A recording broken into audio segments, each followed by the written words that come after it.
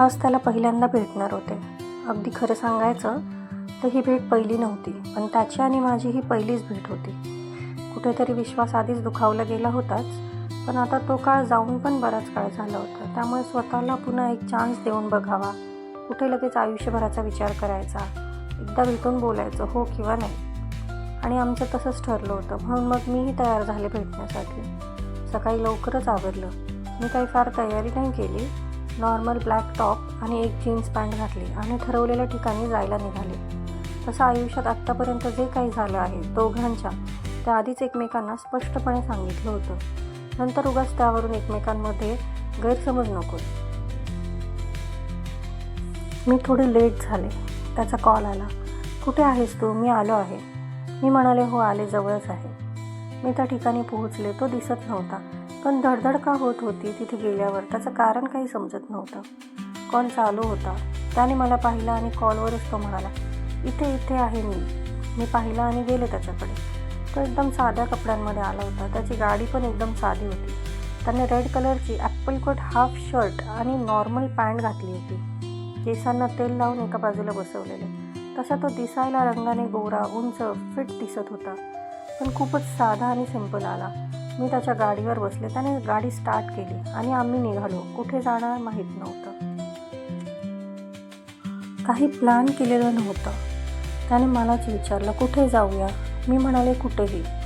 तो म्हणाला तू सांग, म्हणजे तुला कम्फर्टेबल आणि सेफ वाटेल. मला काही सुचत नव्हतं. मी म्हणाले मला नाही माहीत. मग तोच म्हणाला ठीक आहे, आमच्या इथे डोंगरावर एक महादेवाचं मंदिर आहे, खूप पॉप्युलर आहे, तिथे जाऊया का? मी ठीक आहे म्हणाले आणि माझं लाईव्ह लोकेशन एका जवळच्या मैत्रिणीला सेंड करून ठेवलं, जिला मी सगळं सांगते. आम्ही निघालो. मी त्याच्या गाडीवर थोडं सावरूनच बसले. पूर्ण रस्ता आमच्या खूप गप्पा झाल्या आणि थोड्याच वेळात आम्ही पोहोचलो. त्याने गाडी लावली आणि मी पाहिलं समोर उंच डोंगर आणि वर जायला पायऱ्याही दिसत होत्या.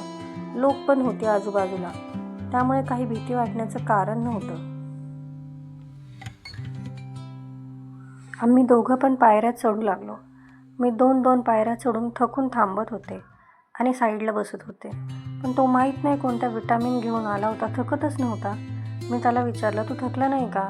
तो माझ्याकडे बघून हसला आणि म्हणाला नाही. मी कॉलेजला असताना आम्ही मित्र नेहमी ट्रेकिंगला जायचो, सायकलिंग करायचो. मला सवय आहे. हे तर माझ्यासाठी काहीच नाही.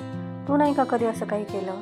त्याचा प्रश्न ऐकून मला माझे कॉलेजचे दिवस आठवले. त्यावेळी ट्रेकिंग हा शब्दच माझ्या आयुष्यात नव्हता. आम्ही कॉलेजला परीक्षा असेल, निकाल लागणार असेल तरच जायचो, नाहीतर चहा प्यायला किंवा कॉलेजच्या समोरच्या टपरीवर बसायला. मी 2 मिनटं शांत बसले, काहीच बोलले नाही. तो फक्त हसला आणि म्हणाला चल जाऊया. आम्ही वरती चढायला सुरुवात केली.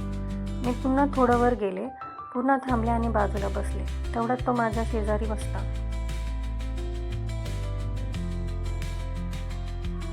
तो म्हणाला तुला सवय नाही ना? मी त्याच्याकडे बघत म्हणाले असं काही नाही. तो हसत म्हणाला बरं एक विचारू? मी मान हलवून होकार दिला. तो म्हणाला तुला मला बघून काय वाटलं? कारण जेव्हा तू मला पहिल्यांदा पाहिलंस तेव्हा तुझे एक्सप्रेशन असे काही खास नव्हते. माझी अवस्था चोरी पकडल्यासारखी झाली. तरीही मी जे वाटतं ते बोलले. हो म्हणजे तुला बघून कोणी म्हणणार नाही की तू कोणाला तरी भेटायला चाललायस. तो म्हणाला का? म्हणजे मी जसा आहे तसंच तुला भेटायला आलो, त्यात काही चुकलं का? नाही तसं काही नाही, मी म्हणाले. तो हसत म्हणाला मला दिखावा आवडत नाही. मी जसं आहे तसंच आहे. कोणाला तरी भेटायचं म्हणून वेगळं काहीतरी करा याची गरज वाटत नाही. आणि जर मी असं काही केलं आणि नंतर समजलं की ते फक्त भेटीपुरतंच होतं, तर ती फसवणूक नाही का होणार? त्याचं हे बोलणं कुठेतरी मला पटलं. आम्ही पुन्हा चालायला लागलो. मला खूप ऊन लागत होतं. त्या पायऱ्या काही संपतच नव्हत्या. मध्येच माझा पाय वाकडा पडला. तो लगेच माझ्याकडे आला, मला धरून बाजूला बसवला आणि थोडं हसत म्हणाला बस आधी श्वास घे. मला ऊन लागत होतं म्हणून तो माझ्या समोर उभा राहिला आणि मला म्हणाला तुला एक सांगू, मी तुला खरंच इथे का आणलं? तो थांबला, माझ्याकडे पाहत म्हणाला तू मला खरंच आवडलीस. तू फक्त काही दिवसांसाठी माझ्या आयुष्यात मला नको आहेस. तू कायमची हवी आहेस. माझं आयुष्य खूप प्रॉब्लेम्सने भरलेलं आहे. तुला हा डोंगर चढताना जसं अडचणी आल्या तसंच आयुष्यातही येतील. पण मी वचन देतो की नेहमी तुझ्यासोबत असेन प्रत्येक वेळी. आयुष्यात कितीही चटके लागले प्रत्येक उन्हाच्या चटक्यांसमोर मी असाच उभा राहीन. फक्त तू मला साथ दे. माझ्या तोंडून काही शब्द निघत नव्हते. तो माझा हात हातात धरून म्हणाला, हा तुझा हात जसा मी आज धरला आहे तसाच कायम धरून ठेवेन. विश्वास ठेव फक्त. माझ्या डोळ्यात पाणी आलं. मनात एकच प्रश्न राहिला, हे खरंच खरं आहे का? तो पुन्हा म्हणाला, मी तुझ्या डोळ्यात कधीच माझ्यामुळे पाणी येऊ देणार नाही. एवढं बोलून थोडं थांबून आम्ही पुन्हा पुढे निघालो. आम्ही डोंगरावर पोहोचलो. पण त्या प्रत्येक पावलावर त्यांनी माझी काळजी घेतली होती. देवाचे दर्शन घेऊन आम्ही खाली उतरलो. खाली एका छोट्याशा हॉटेलमध्ये थांबलो.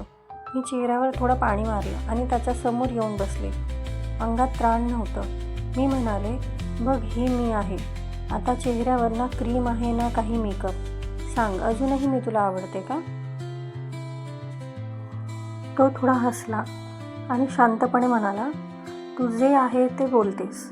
मनात काही लपवत नाहीस. मला तेच खूप आवडतं आणि तू अशीच जास्त चांगली दिसतेस. तो पुढे म्हणाला, मी एकदा तुझा हात धरला की तो पुन्हा सोडणार नाही.